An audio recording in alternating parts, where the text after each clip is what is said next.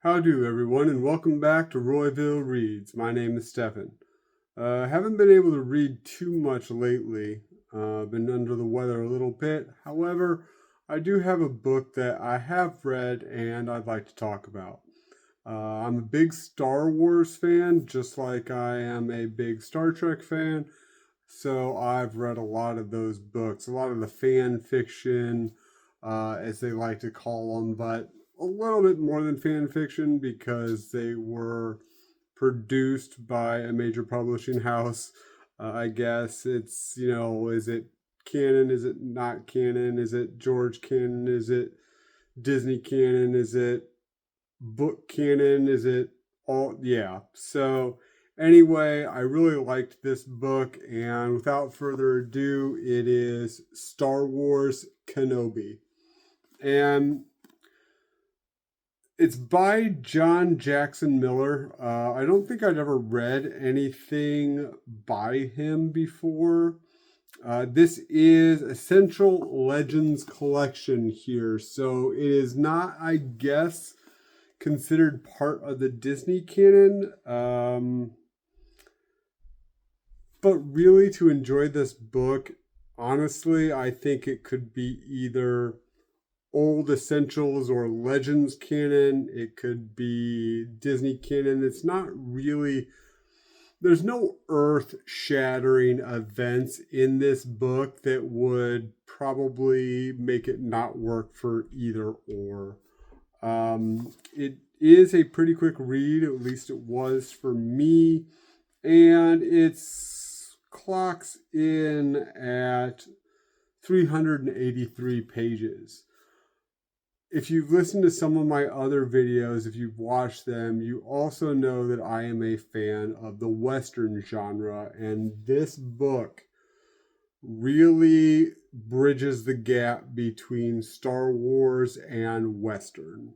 So it's set shortly after Ben drops off Luke, so he's on Tatooine. He's kind of in the waste and by the Dune Sea and all that kind of stuff. And it deals with him. It deals with him coming to terms with his new life, that he is going to be watching over Luke.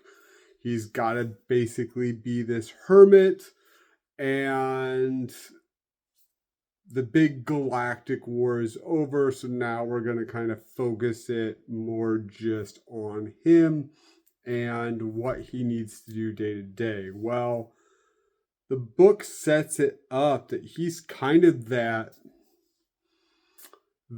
High Plains drifter, that Clint Eastwood. It is not, the book is not written from Ben Kenobi's perspective. It is written from the people that interact with him, and I really liked that idea. The Western people are trying to figure out who this Ben Kenobi guy is. He's quiet. He lives out by the Dune Sea by himself. Kind of comes into town and he's friendly, but nobody really knows what he's up to. He helps people when he can. The whole area is kind of centered around this place called, I got little notes here, Danner's Claim.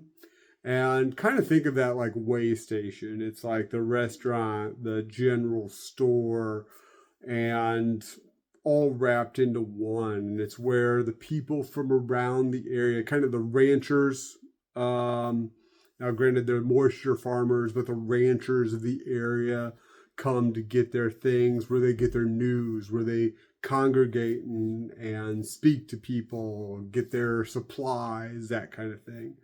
And it is owned by Annalee, great Western name, Annalee Caldwell. And her husband had passed away. He had owned it before she inherited it. And she has a couple kids, kind of trying to make it on her own.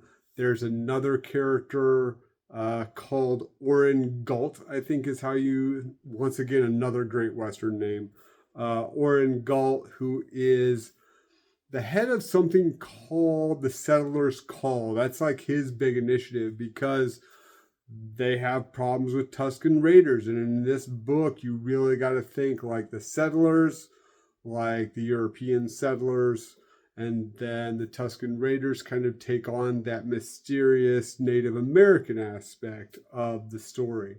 They're the raiders, they're the ones that the homesteaders are fighting against, you know, as they're trying to create their civilization out on the dune wastes and everything. And it's a great Western setup, right? But it is not that simple.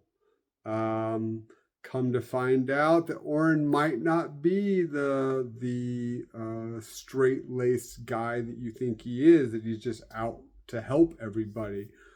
The Tusken Raiders aren't just a mysterious boogeyman. The Tusken Raiders, the main character there is Ayark.